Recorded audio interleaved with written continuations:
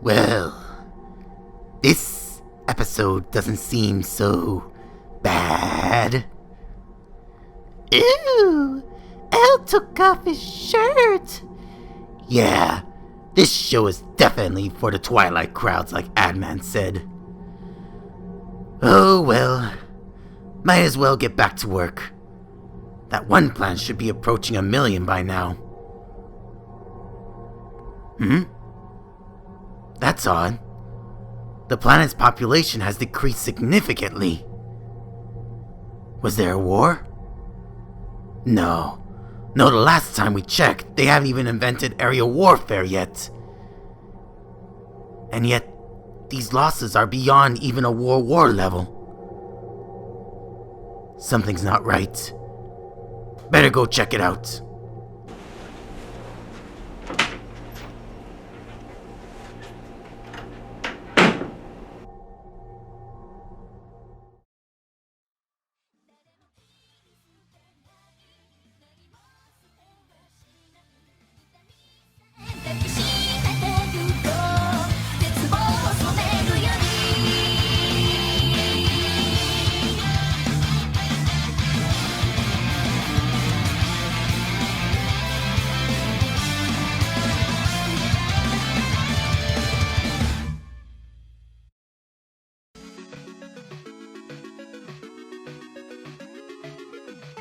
Number 10.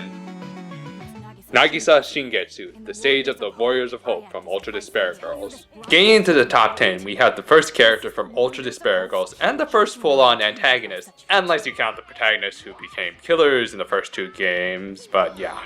First, I should probably give a little introduction to the Warriors of Hope, since Nagisa is not going to be the only warrior on this list. The Warriors of Hope were the main antagonists of Ultra Despair Girls. Raised by the mastermind behind Monokuma, their ultimate goal was to overthrow all of the adults of the world. Think of them as a deadlier version of the kids next door.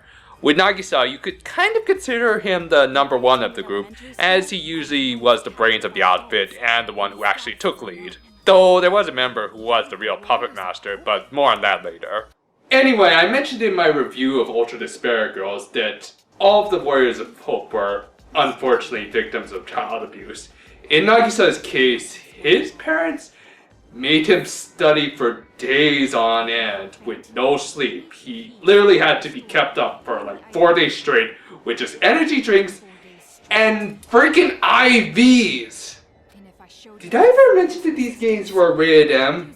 Still, despite having such an absolutely awful childhood, I like Nagisa because he does actually keep a level head most of the time. He actually gets the smart idea to try and persuade the protagonist of Ultra Despair Girls, Komaru, to leave the city. Yeah, he actually tried something that a lot of video game antagonists never even think of trying, politely asking the good guy who never actually wanted to be a hero in the first place to leave. Of course, Komaru ends up realizing she can't leave the city as is and ends up refusing Nagisa's offer. After this failure and some manipulation from his teammates, Nagisa ends up taking more violent approaches to get rid of Komaru, leading to a really good boss fight in the 4th chapter. In my opinion, this was the best boss fight in the entire game, because all of the other bosses, including the final one, were pretty easy.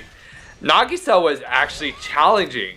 His really cool looking mech moves super fast to the point that you had to constantly be moving and shooting if you wanted to win, and you couldn't just use the genocider to bail you out. To me, Nagisa is a tragic villain you can actually feel sorry for, without having to roll your eyes at how poorly written they are. So please, give me high expectations! Expect more of me! More! Please expect the best from me!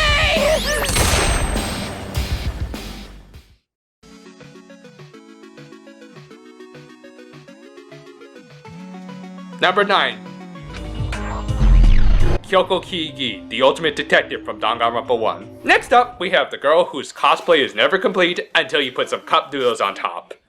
Though, I'm putting her a little bit lower on my list because, to be quite frank, I think she's a bit overrated. And before anyone goes crazy, let me just list the things that I actually like about her, okay? First, her design is awesome. Purple, in my opinion, is both a very soothing and stylish color. The fact that even her hair has a slight tint of purple is a nice touch. Second, she plays a very pivot role in the first game, acting as the actual Sherlock to Makoto's Watson. Her deductions are actually quite fascinating to watch, more so than whatever happened in those stupid slow-mo ridden films. Third, neural liberation is a very useful skill as it slows down the focus gauge's reduction rate so you can use it more. She also provided the observing eye, which lets you see clues in the PSP version of this game. The Vita version included that as a default skill, but that first skill is still good. Fourth, she is just plain cool. From her voice to just her demeanor is very stylish and well realized. I mean, for God's sake, she was able to actually take that jerk-off Byakuya off his high horse. That alone gets her into the top 10.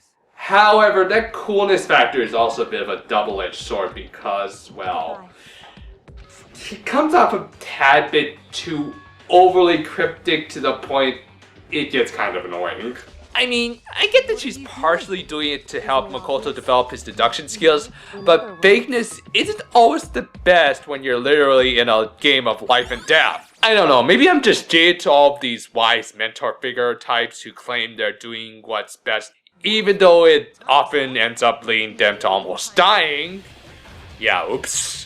In my opinion, it got in the way of giving her proper character development. There were signs that she had a bit more of a playful and girly side, but ultimately she hides it and remains emotionally distant from everyone until the final chapter. There she realizes some of the hypocrisies in her methods, like calling out Makoto on hiding things from her, even though she's hiding a lot more than him. I still do find her very entertaining and hope she'll get more standout moments in the future. それに私もちょっと怒りすぎたし。もうこの件は終わり。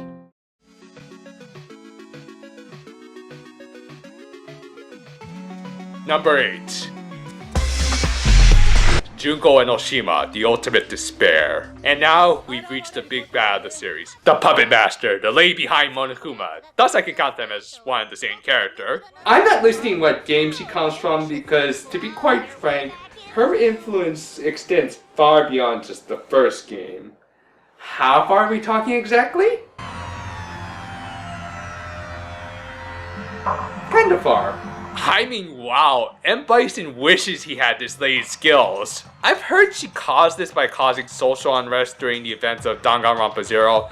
Again, I can't say for sure since I haven't read that story, but I think even if I had read it, we'd never get the exact details of how she basically made the Joker's wet dreams become a reality. These civilized people, they'll eat each other. See, I'm not a monster. I'm just ahead of the curve.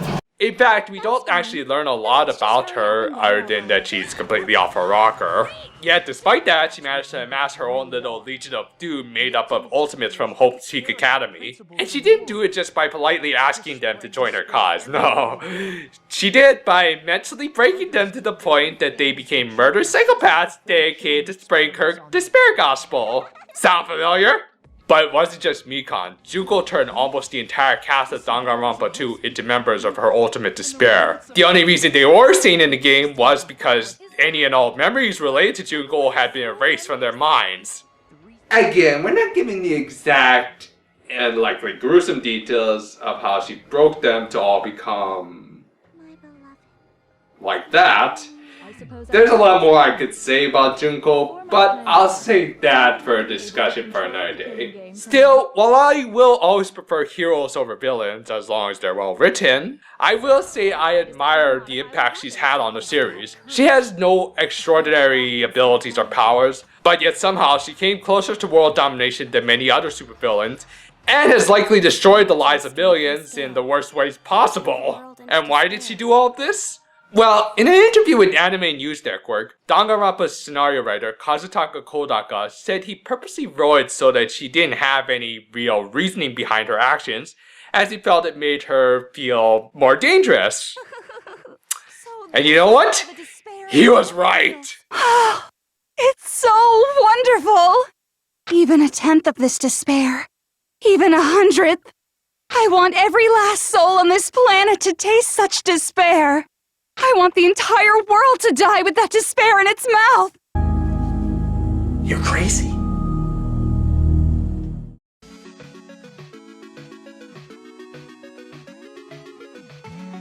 Number 7. Mukuro Ikusaba, the ultimate soldier from Danganronpa 1 and Danganronpa If. Moving on from the big battle of the series, let's talk about her sister. Being the elder sibling of Junko and Enoshima can't be easy for anyone. I mean, you have to deal with the crazy ramblings, the constantly switching personalities. Oh, and then there's that whole thing about her wanting to kill you more than anyone else.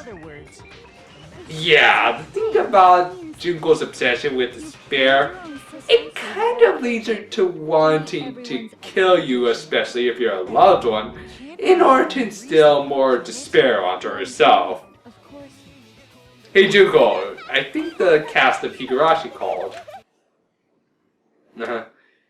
Yeah, they're saying that you're a tad bit crazy. But yeah, as a result, Mukuro became Junko's second on-screen victim. Which is a shame because she was a badass. At a young age, she joined Fenrir, a Black Ops unit, and was said to return from any war zone unscratched. Wow, way to make Solid Snake and Sam Fisher feel inadequate. In fact, I bet anything Fenrir is a reference to Foxhound or something. Her only real weakness was her obsession with satisfying her little sister's obsessions with despair.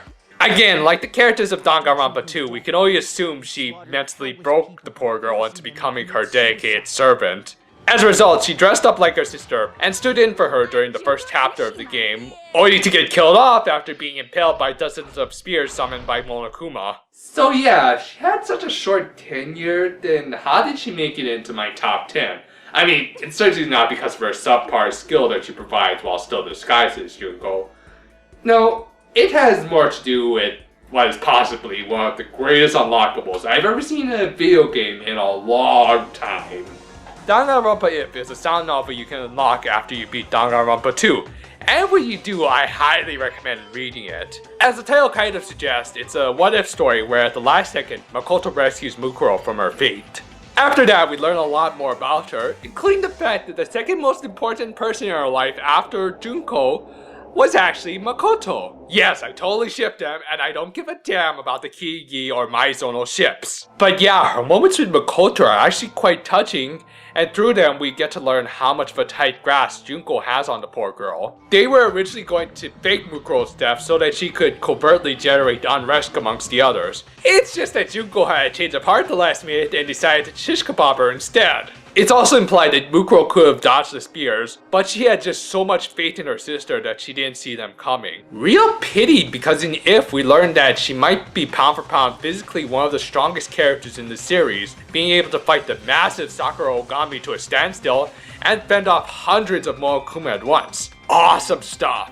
And in the end, she does what no other main character in the series has done, and saved everyone! Just this once! Everybody lives! Call her OP if you want, but I love this freckle-faced badass cutie.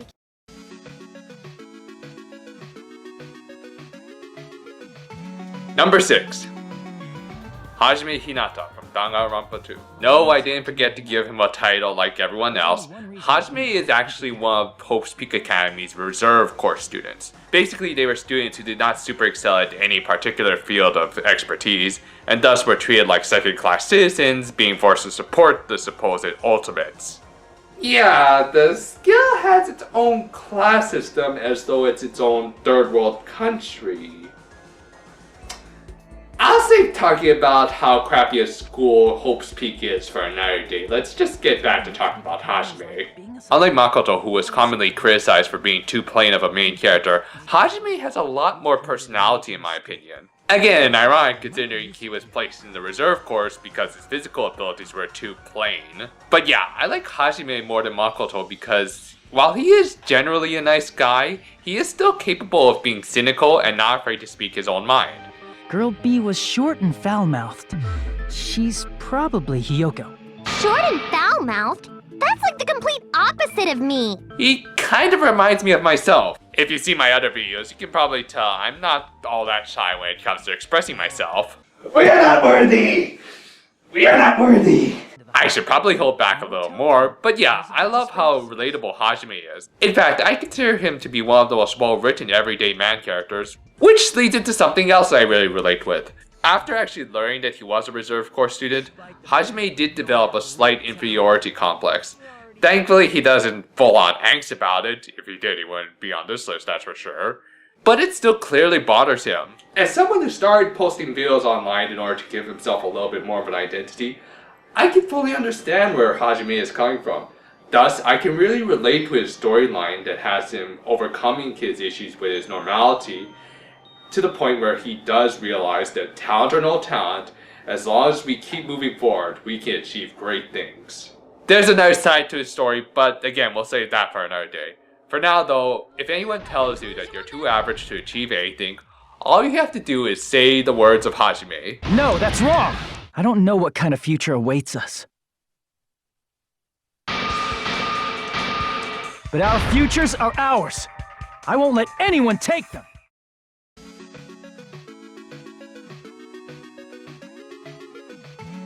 Number 5. Komaru Naegi from Ultra Despair Girls.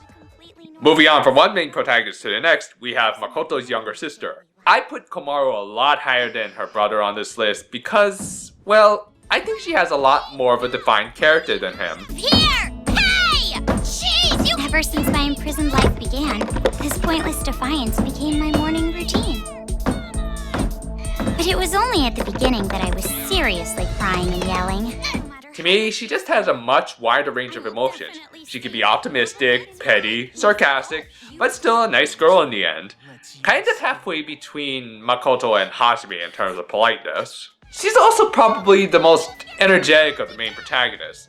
Not quite on Ibuki's level, but anyone who could drive a motorcycle like she does deserves special mention at least. And while her role does kind of start off as a gender swap Makoto, things go much further south much quicker for her.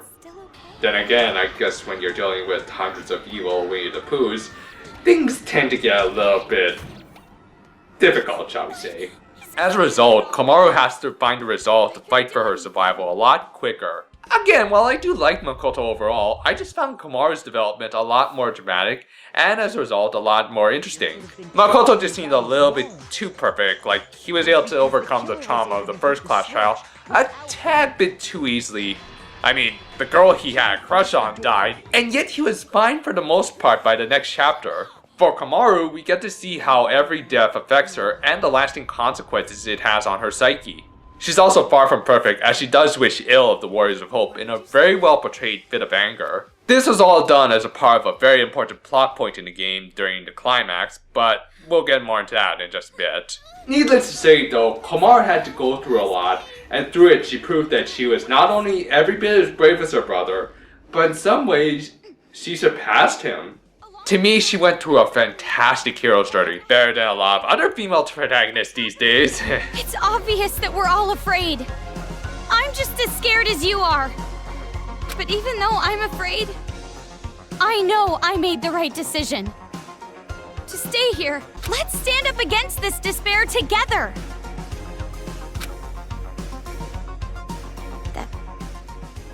That's it. That's all I have to say. Sorry for being so loud. She also slightly edged out Hajime for the top main protagonist position because of her fantastic chemistry with her supporting protagonist from Ultra Despair Girls. If only Hajime had gotten along a little bit better with his partner, then maybe he would have taken this spot. Then again, that partner was...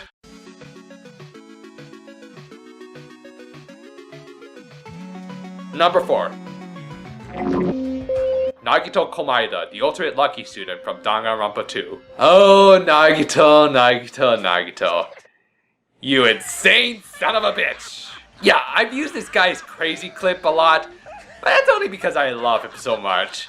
Being the second ultimate lucky student to appear in these games, he seems like Makoto 2.0. At first. As they do share a lot of similarities. Similar fashion sense. Seriously, you shouldn't wear such a heavy-looking jacket on a tropical island.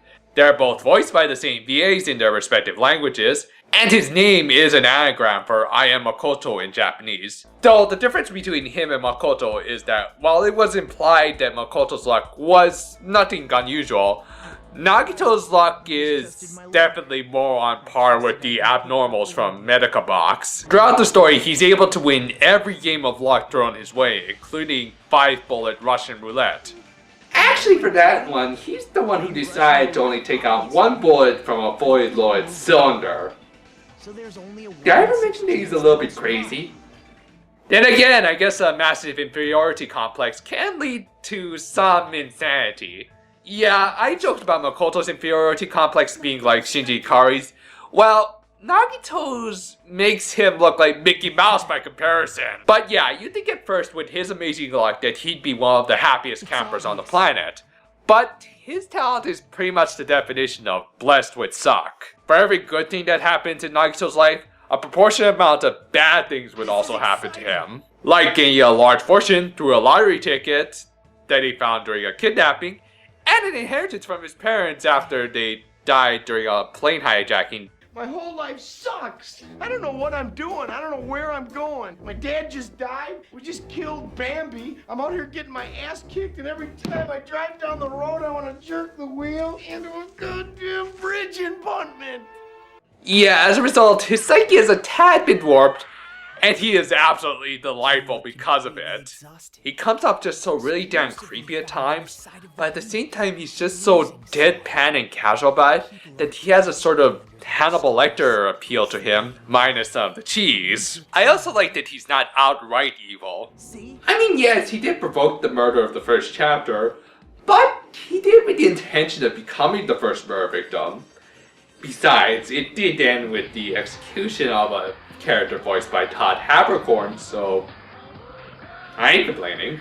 And while he did try to kill off most of his classmates in the penultimate chapter, it was only because he had learned that they were all part of Junko's ultimate despair, who essentially brought upon the apocalypse. So he sought to kill them all through the class trial, starting with himself as a means of redemption. I'll get more into detail about that later, but needless to say, while he was kind of out of his mind, Nagito was definitely a victim of a horrible curse, supposedly called the ultimate luck. Hopefully he was able to find the ultimate hope that he had sought so hard for in his final seconds. Please, don't forget, from the bottom of my heart, I am truly in love with the hope that sleeps inside you.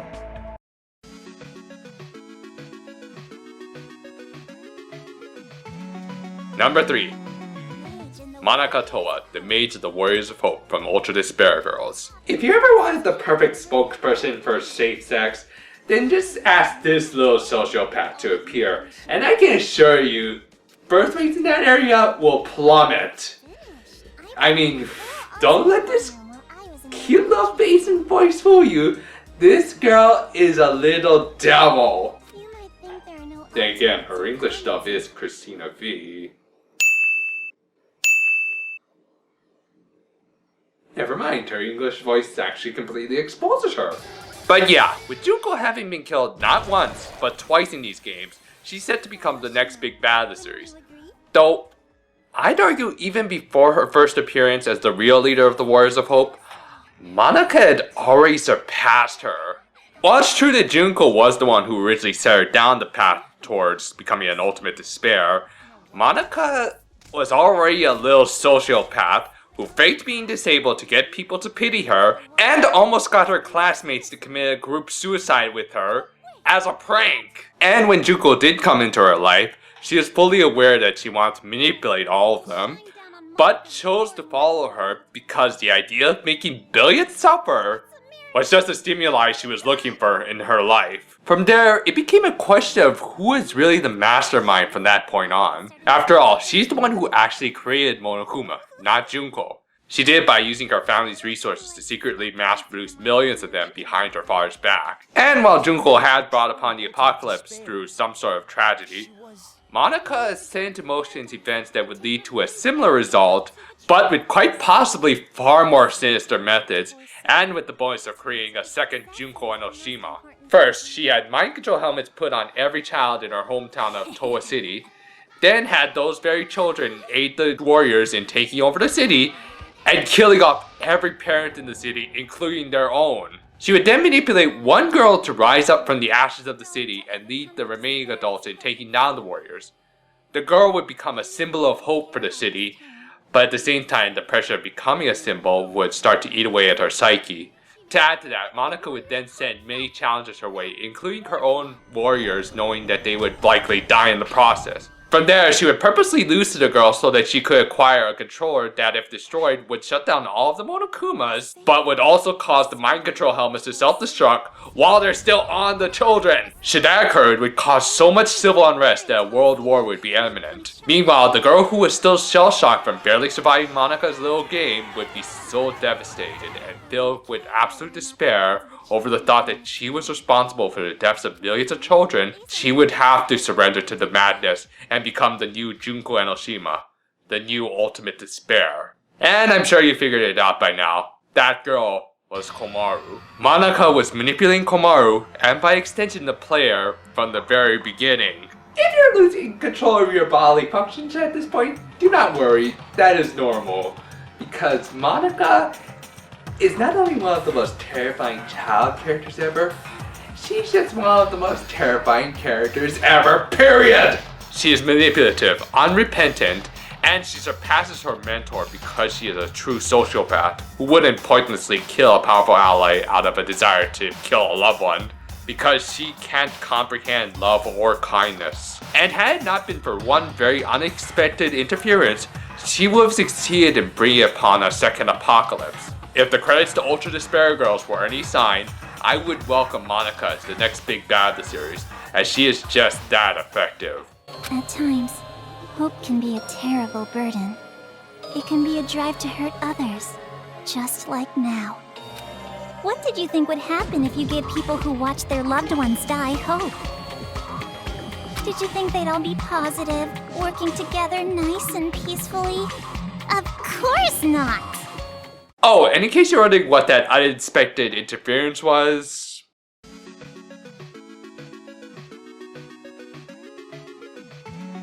Number 2. Toka Fukawa, the ultimate writing prodigy from Danganronpa 1 and Ultra Despair Girls. Believe me, if we were only judging Toko by her contributions in the first game, then she would be at the top of a different list. I mean, simply put, she was a bitch. Her skill certainly isn't anything to write home about, and she was anything but helpful during the trials, just being antagonistic to everyone except the guy she has a crush on. And that guy is one that I would definitely consider for the other list too. The only thing I kind of liked about her was her over-the-top split personality of Genocider Jack. But that had less to do with Toko and more with the laughing maniac whose main weapon were just really sharp scissors. Then again, Kill la Kill has proven that they can be quite effective. So how did she land in the second place even though she is more of a hindrance than anything else? 2 words. Character development. To me, Toko's character development is some of the best I've ever seen in a long time. Mostly because I've seen it handled very poorly recently. It's either happened too fast that it's not believable in any way, or they actually went the other way and had their character development go backwards. Toko hit a good middle ground when Ultra Despair Girls came around. She was still the antagonistic Toko, but for the most part, she learned how to direct her antagonism in the right directions.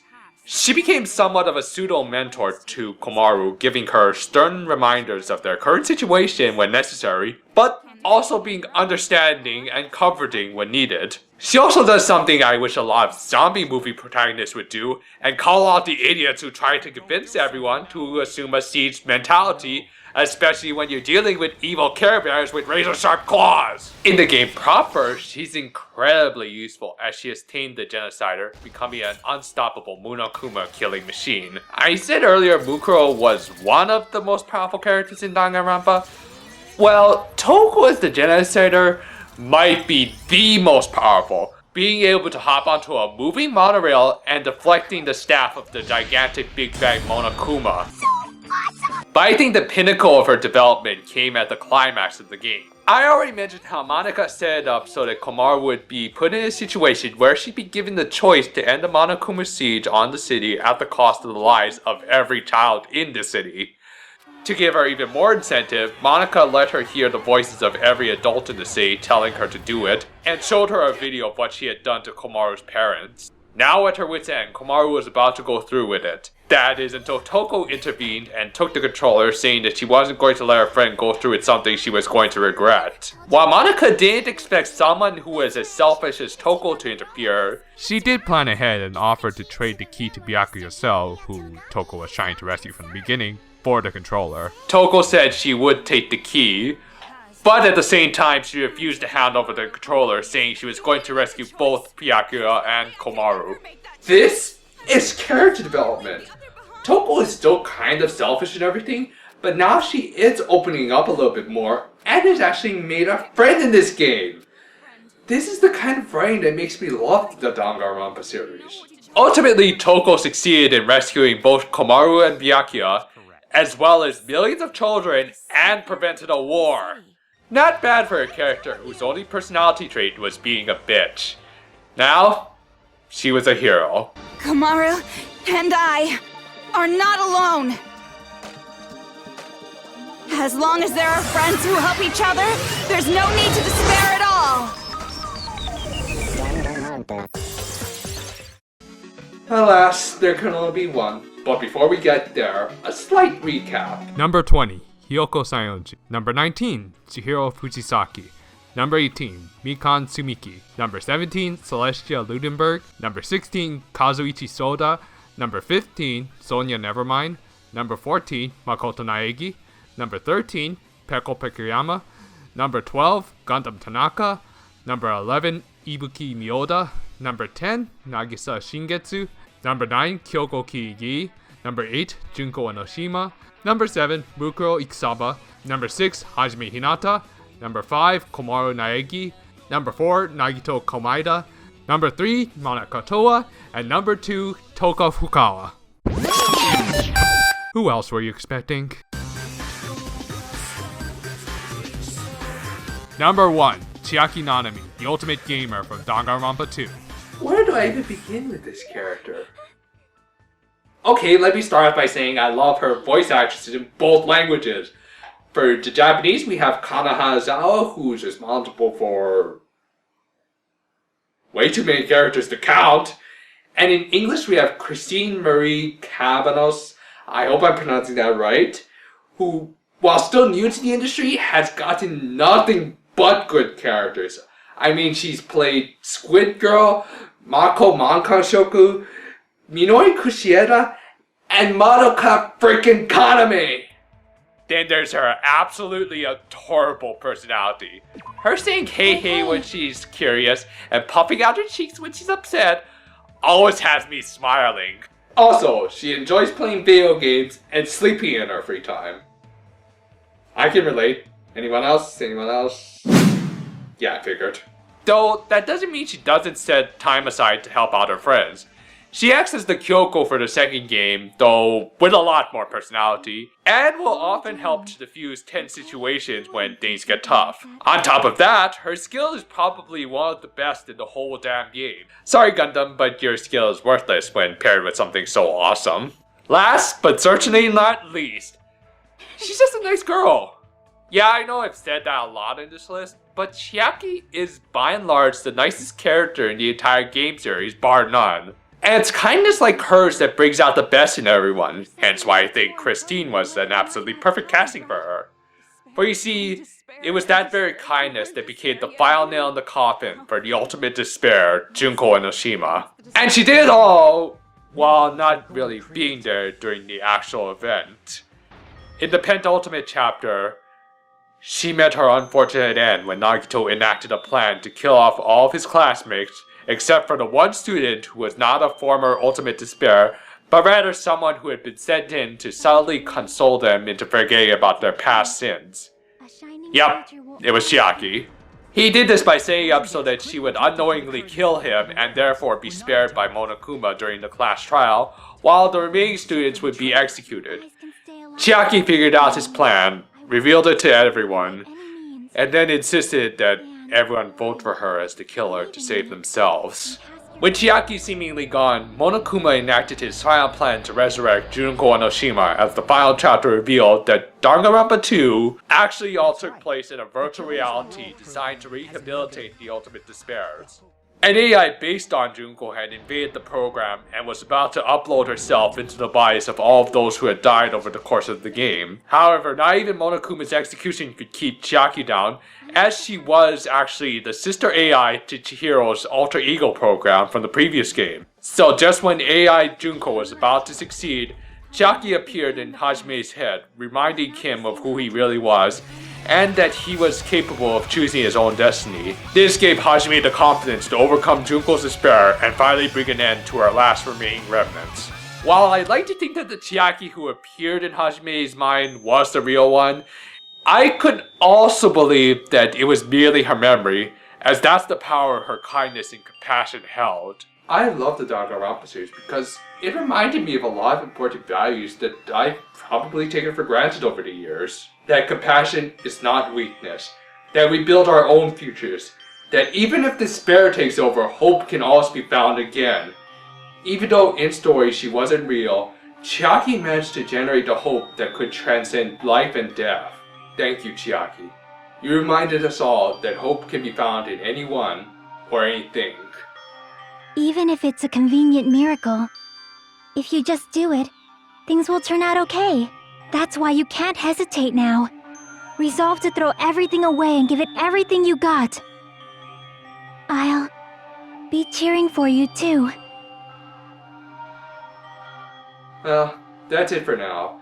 Thank you for watching, and take care for now, my friends. And never, ever resort to despair.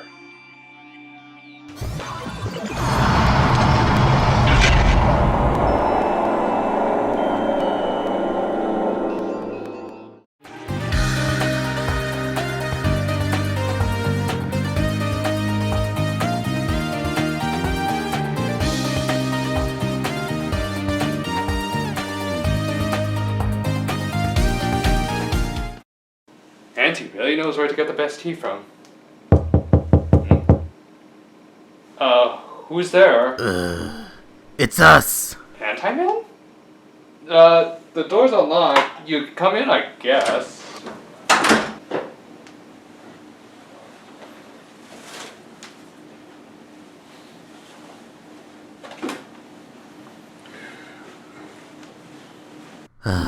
Sorry to bother you like this. Whoa, what happened to you?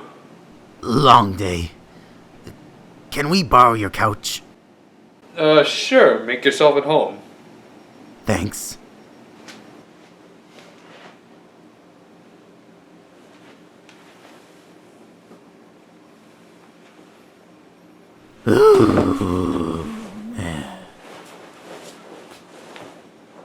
I'll ask about the details in the morning. I'm making some tea. You want some? No thank you. What was with that planet? It was absolute chaos! What could have driven them to such a state?